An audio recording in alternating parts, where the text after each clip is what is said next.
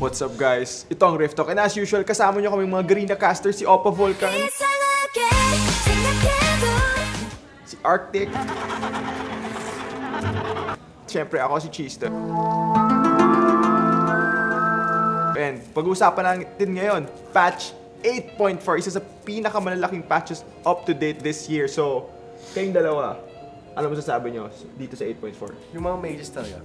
Revamp ng items, not to mention, I would say, other mages are really coming back into this meta because of the new patch, I would say. Right, and I think andun tayo sa punto na because of what they did, hindi siya masyadong linear as far as itemization. Di ba kapag, let's say, you use a certain champion, ito usually na yung binibuild. So, wala masyadong creativity sa pwede mong gawing build path. Pero dahil sa diversity ng items ngayon, parang I like how you could kind of experiment, go for different options as opposed to yung parang, okay, we're just gonna follow this single build right here. Pero gusto ko yung point na sinabi nyo na majority nga ng changes dun sa bagong patch is centered around the mages dahil sa items na bagong in-introduce ngayon. Pero hindi lang naman purely yung mages. Ang dami ring champions in the top lane na medyo in-adjust and bin-off ng Riot. So malaking change din yun. Pero yun nga, gaya na sinabi nyo, focus tayo dun sa bagong items. So I'm a big fan nung item na Spellbinder. I think it's one of the probably best items that Riot has put in the game so far. What made you say that? I think may quirk. May quirk kasi siya na if you're trying to snowball, tas ahead ka na, it can just help you get ahead even more. And I think that's one thing na kulang in the current game where yung bridge between early game spikes man yung late game spikes. I think naglalak yung spikes na yun. I think Spellbinder fits that really well. I think when it comes to this patch, a lot of changes when it comes to, yung mga linear na itemization, yung Morello, hindi na yung mga staple na rush Morelos, rush Void stuff. I'm getting a bit tired of seeing the same build over and over. And it's always annoying because it works too good. Well, I don't know, aside from itemization, one thing that I praise Riot for, thank you so much, Zoe nerfs. I don't have to deal with that every single time in my ranked games anymore. I mean, when I had to say about the Zoe nerf, it was guts. Yung mga the early Merry Christmas talaga yung Zoe nerf. And we can see that Zoe is really getting weaker, and we're seeing champions like Anivia, rising in popularity because of the new items alone. Yung staple ng setups embrace pa, 10% cooldown pa, so that's really good on Anivia.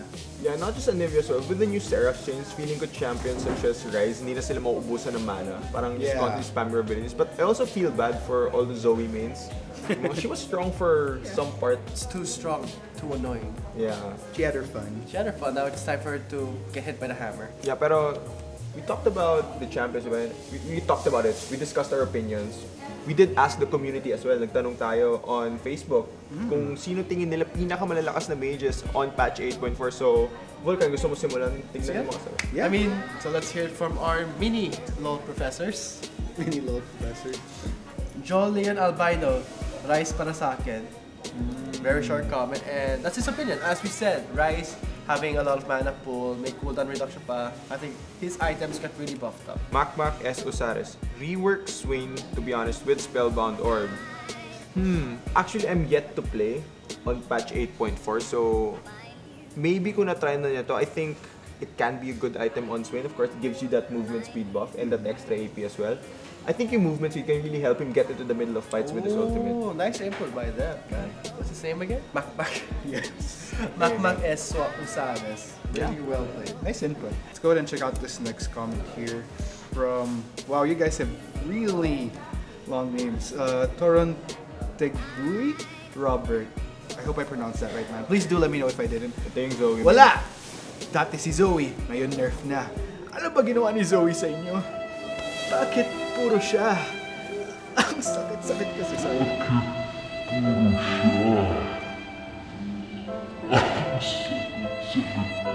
Kasi sorry, I had to put the emotion into that. But yan yung sinasabi ko, di ba? I mean, we were happy about it, pero gaya nga ng sinasabi ni natin yung Cheesto, Zoe May. Exactly, mga Zoe May nang medyo malungkot. Don't worry, we feel for you, man. We feel, well I the don't others feel for you. for I'm you. actually really happy that Zoe's there, so good. Ito. Galing kay Lorenzo in siya. Okay. Definitely Ryze. The changes to Archangel staff, making it easier to build and adding CDR on top of it, all is way too powerful for Ryze. Another one is Karthus, who also has mana problems. So basically a lot of these champions which usually kind of Rely on mana. Exactly. Kasi since yung Lost Chapter, it builds into practically majority of the core items now. With more options to gain mana, I think champions that rely heavily on mana will be buffed a lot. For me, it's also not just in the mid lane, it's the top lane, si Rumble, because of the new Leander Stormment. I mean, the longer you stay in fight, the more damage you up. I think that's gonna make Rumble very powerful.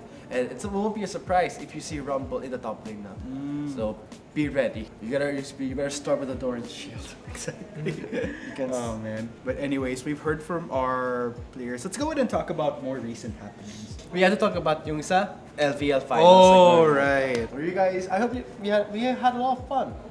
Casting the game, but I think the audience were also very excited to see yung mga favorite schools, yung mga favorite players from their teams participating under their school name. Yeah, and grabe, gaya ng sinasabi ko sa social media, sobrang intense na naging laban to the point na we went all 5 games. And masasabi ko talaga na either team really deserved winning the very first LVL. Pero at the end of the day, results pretty much have shown that UST Teletigers gonna be our very first LVL champion. Sobrang deserved talaga nila. But in the end, I sort of felt a bit sad looking at UP because I've been casting for almost a year, more than 1 year now, and I've had live events. I never get used to the sight of seeing yung sa losing side. Pero it's always heartbreaking. Ganun talagang competition eh. Talagang merong magiging losing team. So, unfortunately lang sa TUP sila yung hindi lang nakamit yung gusto nila nung araw na yun. But still, credits to them for playing very, very well. I think on that day, UST just outplayed them by just a tiny bit. Yeah. A small mistake. Yeah, sobrang lapit talaga ng series na yun.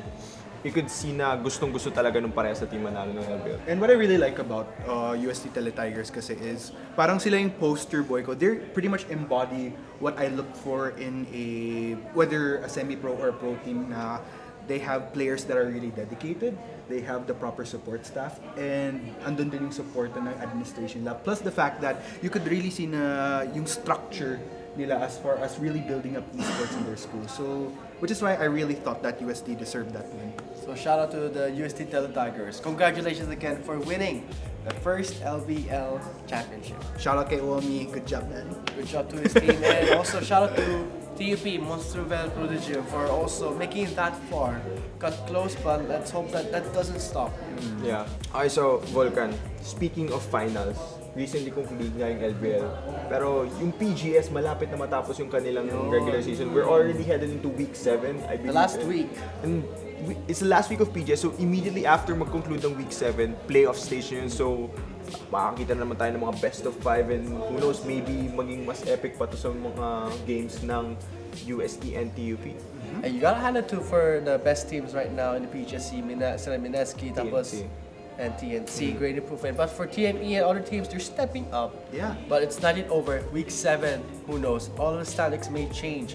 Every, let's say, improving teams will be tested. So, last week of PGS, Friday to Saturday.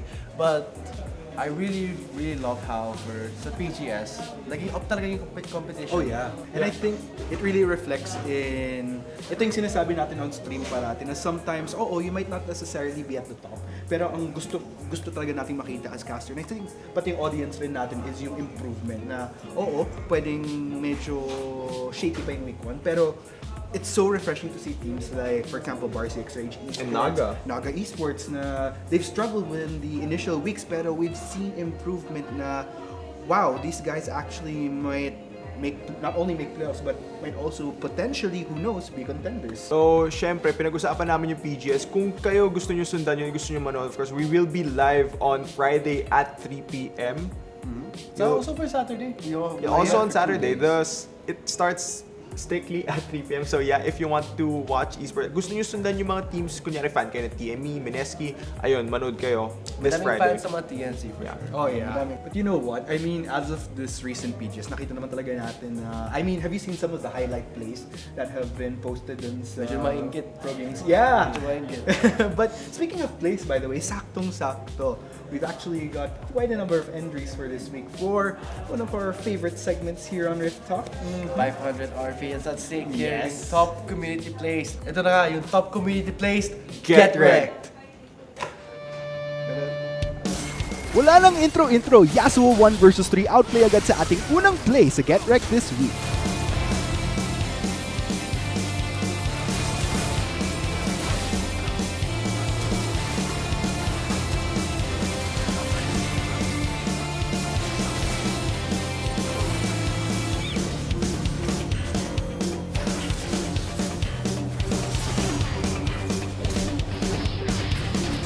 Get a support like this, ADC mains, yung ipaghiganti kayo sa enemy bot lane duo kapag pinatay kayo.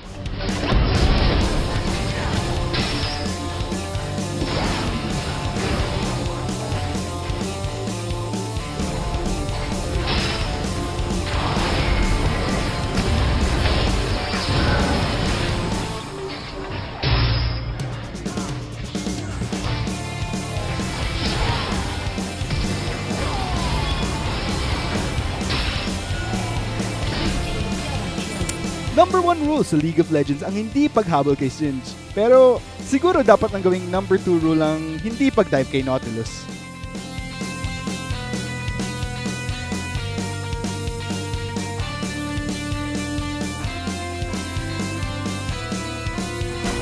Another week, another Vayne 1v5. Pero aminin natin guys, talagang malulupit ang mga galawan nitong mga sender ng Vayne plays.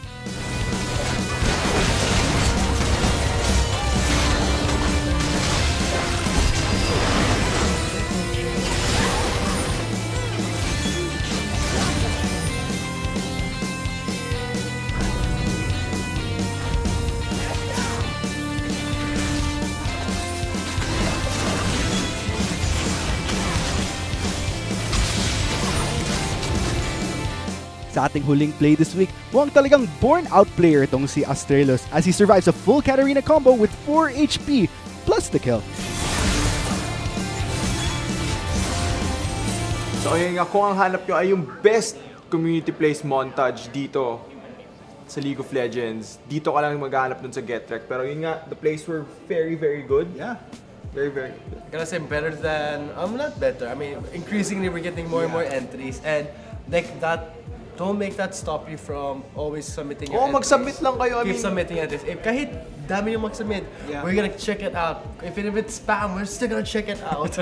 Tinitignan namin lahat yan isa-isa, kahit ano pa yan. So, and of course, kahit hindi na select on the current week ng Get Rekt yun, your play that you submitted can still carry over to next week. So, mag-submit lang kayo na mag-submit. Tataas yung chances nyo na manalo. Pero, yun nga naman, as long as confident kayo sa play nyo, isubmit nyo lang yan. Basta, we'll just see. Tingnan namin lahat yan. So there you have it guys. I mean with all those plays right there, I guess dito nagtatapos, pati si Timo, dyan na rin siya nagtapos. Dito rin nagtatapos ang ating Rift Talk episode for now. So guys, I'm pretty sure you might wanna last minute plugs. Ako na magpo-plug kay Vulcan, pwede? Yes. Wow. Yes. So kung gusto niyo sundan si Vulcan at yung kung gusto niyo sundan si Vulcan sa social media niya, it's his Facebook page name is Garena Caster Oppa Vulcan at PH Vulcan. And okay, dun yung mahanap, nagpo-post siya ng kanyang sariling memes. Usually nagpo-post siyang selfie niya after the stream. And if you do comment, he's very engaging as well. So Garena Caster Oppa Vulcan. That's not my name. I made a mistake when I was updating my page. I was half awake, I was drunk asleep. Yung description naging pangalan, yung naging name. Yeah, I'll let you plug my page. So, you heard from Garena Caster Oppa Vulcan. For now, I'm gonna change it back because that's not supposed to be my name. And for CheestoCasts, he's a bit addicted to making vlogs, and you should check out his vlogs. And for Arctik, Arctic Theory. We sometimes stream with Arctic community games, so be sure to check that out. Until then, Summoners, thank you so much for watching Rift Talk, and we hope to see you next week. And your plays, keep supporting us and comment whatever you think. I think at this point, episode 4, as we will go on to episodes, honestly saying we will run out of ideas. Yeah. So we look forward to your suggestions. Yeah, actually, kung meron kayong suggestions kung ano yung gusto nyong pag-usapan na topic, kung meron kayong gustong ipa-challenge sa aming mga Garena Casts, kahit anong pwede nyo ipagawa, i-comment nyo lang doon. Or what you think we should improve on. Like, pakainin na sa akin si Vulcan. Kayo, ang boring ng mga content nyo. Sige, we'll accept it. Yeah, seryoso. We listen to you guys. It really helps. We want to please you, and we hope that you support us. Till next week.